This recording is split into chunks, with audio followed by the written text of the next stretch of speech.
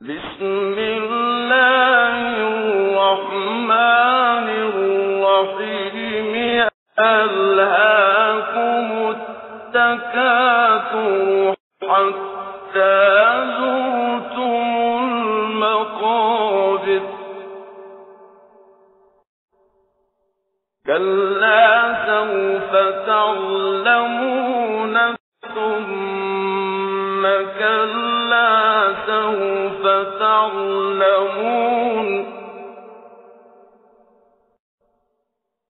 كلا لو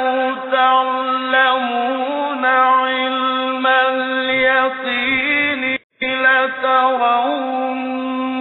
الجحيم ثم لترونها عين اليقين